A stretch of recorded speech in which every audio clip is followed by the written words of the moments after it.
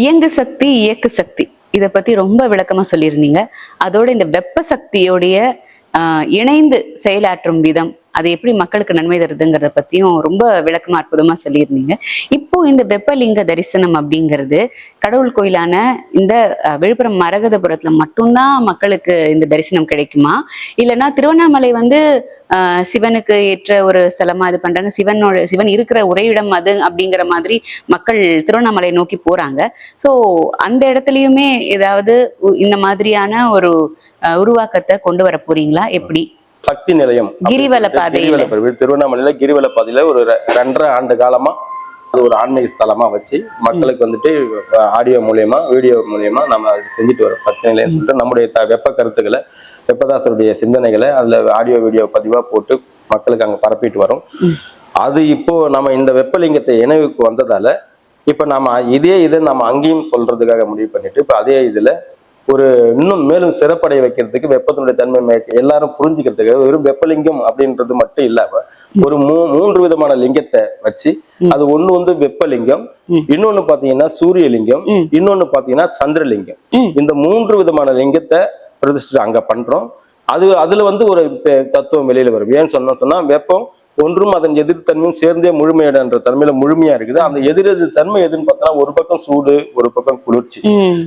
அந்த விதத்துல தான் வெப்பம் முழுமையா இருக்குது. அந்த 2 சூடு குளிர்ச்சி எதிரெதிர் தன்மை இணைவினாலதான் அந்த வெப்பம், தனிப்பட்ட வெப்பம் இந்த பிரபஞ்சமாவே மாறி இருக்கு. அதாவது சூடு குளிர்ச்சி 2 விஷயத்தை மட்டுமே பயன்படுத்தி இயங்கினதால, 2ம் விரிவடைந்ததால அந்த எதிரெதிர் தன்மைகளோட இணைவாலதான் இந்த உலகமே, இந்த பிரபஞ்சமே உருவாக்கி அதுவாவே மாறி வாழ்ந்துட்டு இருக்கு. கண்டிப்பா குளிர்ச்சி ஜாஸ்தியா இருந்தா அந்த பூமியை உறைஞ்சு போயிருக்கும். அதிக சூடா இருந்தா பூமியில 2 விதமான தன்மையும் கலந்து சமநிலைக்காக முயற்சி பண்ணி அது 2 விரிவடைஞ்சிட்டே போவோம். வித்தியாசங்கள் கூடிக்கிட்டே போவோம். வெப்பம் சமப்படுத்துக்காக முயற்சி பண்ணும். கடவுள் சமநிலைக்காக முயற்சி பண்ணிட்டே இருக்கும். ஆனா சமநிலை மட்டும் ஆகாது.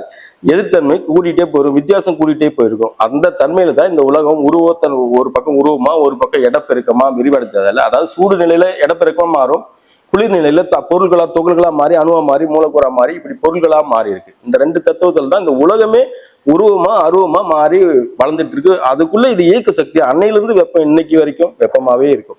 இந்த தத்துவத்தை நாம அங்க சொல்றதுக்காக வெப்பலிங்கம், இந்த வெப்பலிங்கத்தை பத்தி நம்ம பேசிட்டோம். அந்த சூரியலிங்கம், சந்திரலிங்கம் சொன்னா ஒரு பக்கம் சூடு, ஒரு பக்கம் குளிர்ச்சி. எப்பவுமே சூரியன் சூடு நம்ம எல்லாருக்கும் தெரியும், சந்திரன் குளிர்ச்சின்னு சொல்றது அது தெரியும். அப்ப இந்த 2த்தையும் சூரியலிங்கம், சந்திரலிங்கம் ஆல்ரெடி அங்க இருக்கு.